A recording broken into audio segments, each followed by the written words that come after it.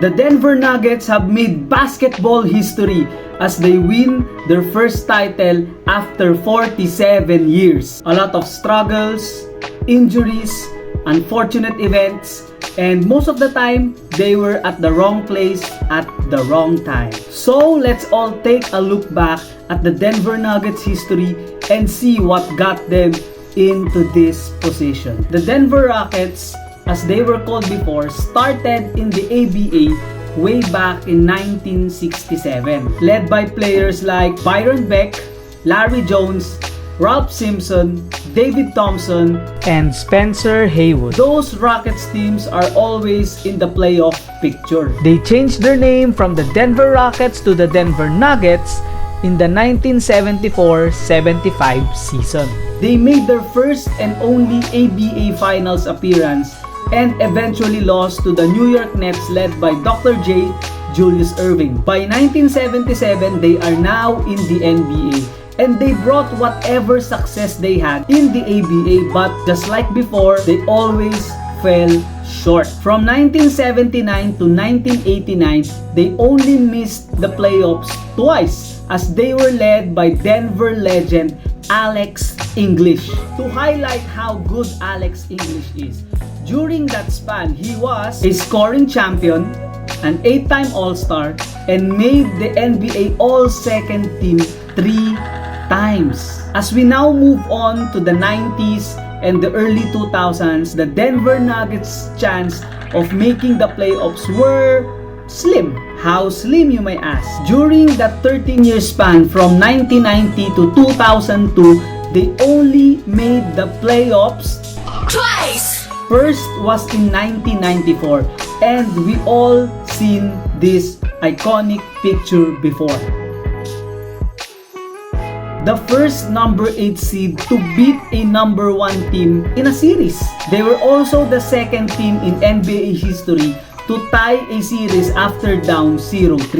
But they were eventually beaten by the Utah Jazz led by legendary duo John Stockton and Karl Malone. The second playoff appearance was in 1995, but sadly, they were swept by the San Antonio Spurs. Well-known players during this era were LaFonso Ellis, Reggie Williams, Mahmoud Abdul-Rauf, Antonio McDyess, and Dikembe Mutombo. Then came 2003, and this is where their franchise changed forever. They had the third pick in that legendary 2003 NBA draft, and with that pick, they selected Carmelo Anthony from Syracuse University. During Carmelo Anthony's stay in Denver, they made the playoffs every single year, but only making one conference finals appearance way back in 2009. Melo, as great as he is,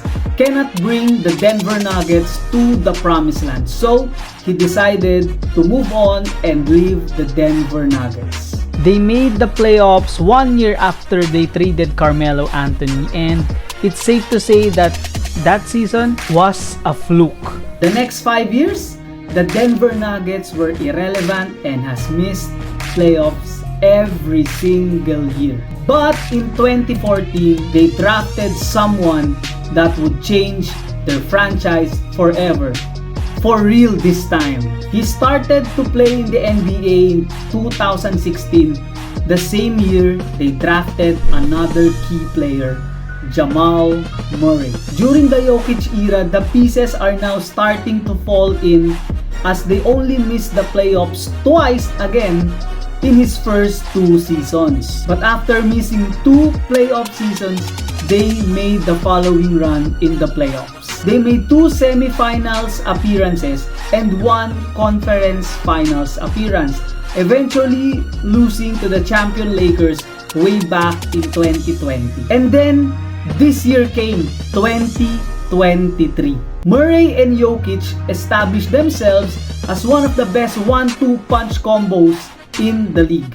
Michael Porter Jr. is establishing himself as one of the reliable but streaky scorers for the team. They got Aaron Gordon, a former Orlando Magic star, and now plays a pivotal role on the team in terms of offense, and defense. Aside from those players, they also got reliable pieces like Bruce Brown, Jeff Green, KCP, and the rookie Christian Brown. Now, after 47 long years, they can call themselves NBA champions. Congratulations to the Denver Nuggets for an amazing run this year. Watch out for my next content as I will discuss the playoff run of these Denver Nuggets, our NBA champions. Please don't forget to like this content, share it to your friends,